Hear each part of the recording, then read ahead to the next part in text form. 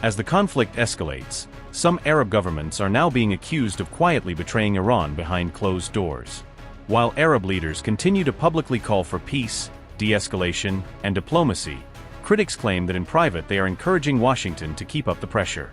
As Iranian strikes hit Gulf states and disrupt vital oil infrastructure, triggering shutdowns and production halts, panic is reportedly spreading through Arab capitals over the threat to their economies and energy lifelines.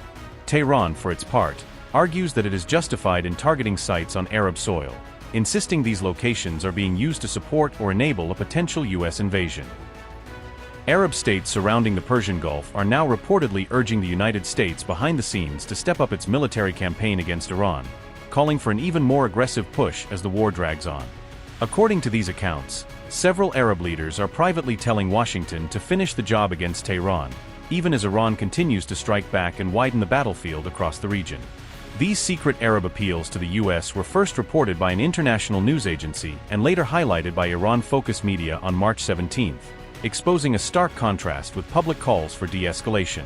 Behind their public rhetoric, Arab governments are said to fear that even after the current war ends, Iran could still threaten the region's vital oil lifeline and energy corridors, keeping them perpetually vulnerable. At the same time, sources suggest that Washington is pressing Gulf nations to take a more visible role in the conflict, urging them to formally join or support the ongoing war effort against Iran.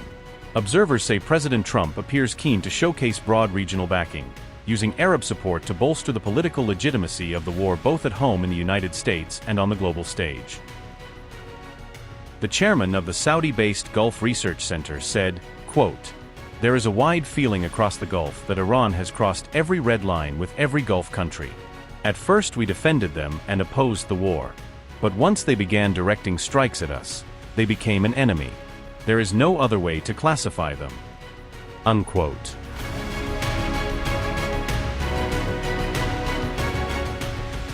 Meanwhile, U.S. President Donald Trump has lashed out at key Western allies, accusing them of ingratitude and failing to do their part as the crisis over Iran and Gulf security deepens.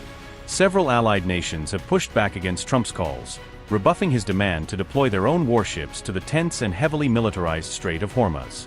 Trump had sought to build an international coalition tasked with escorting commercial oil tankers safely through the strait, framing it as a shared security mission for all energy-dependent states. He argued that any country relying on oil shipments from the Gulf bears a responsibility to help protect the Strait of Hormuz, insisting the burden should not fall on the United States alone.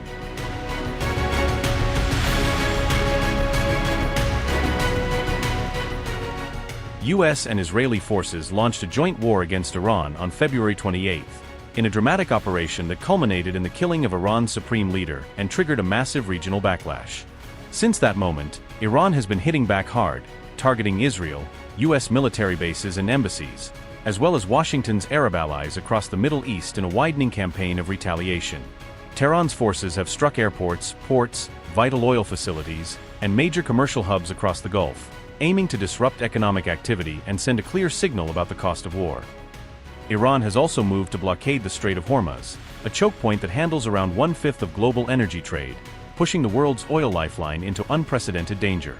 These attacks have only reinforced deep-seated Arab fears that Iran can hold regional and global energy flows hostage whenever tensions flare, leaving their economies and security at constant risk.